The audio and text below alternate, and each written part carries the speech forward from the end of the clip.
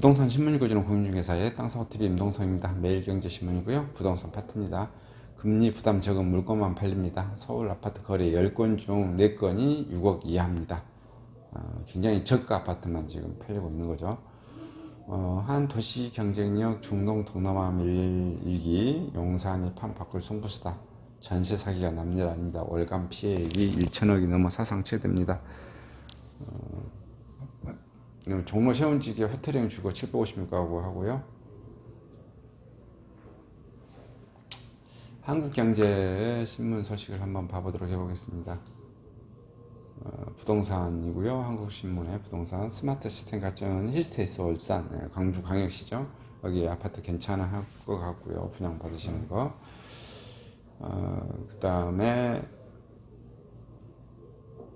월세 선호 현상이 직방을 봤더니 2020년 대비 2배 이상 높아졌다고 하네요.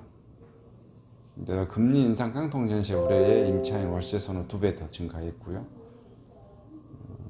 뜨거운 감자 읽으신 도시의 리모델링 사업 엎어지겠다고 생각되고 있고요. 그다음에 깡통 전세 불법 중개 집중 조사 이루어지고 있습니다. 이렇게 해서 오늘의 가장 핫한 뉴스 거래된 것만 한번 봐보겠습니다. 자, 금리 부담이 적은 물건만 팔리고 있네요. 서울 아파트 거래 10건 중 4건이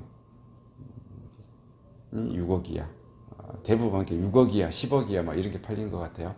서울 아파트 시장에서 실거래가 6억 원 이하 저가 아파트 거래 비율이 40%를 돌파한 것으로 나타났고요.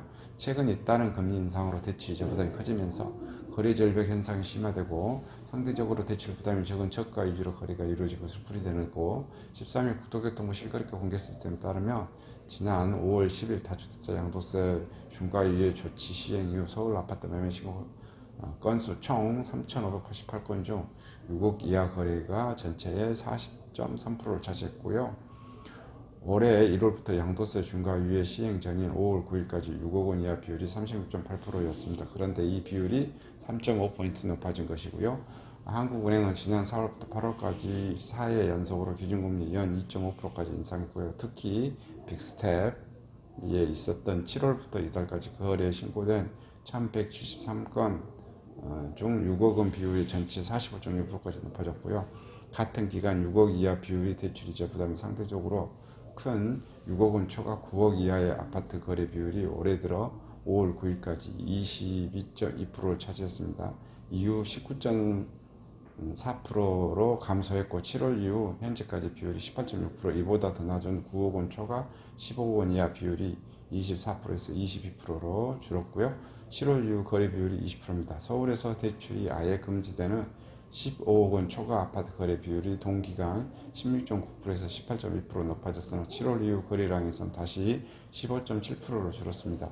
업계는 거래 절벽 현상 속에서 6억 원 이하 저가 아파트만 거래되는 현상이 더욱 뚜렷해진 것으로 진단했고요. 서울 아파트 매물은 5월 12일 다주택자 양도세 중과 유예 시행 직전보다 5% 이상 늘어났지만 거래는 꾸준히 감소세를 보이고 있고, 서울 부동산 정보 공연 자료를 보면 지난 4월 1752건이던 거래량은 5월 1745건, 6월 1079건, 7월 639건, 8월 468건으로 빠르게 줄어들고 있고요.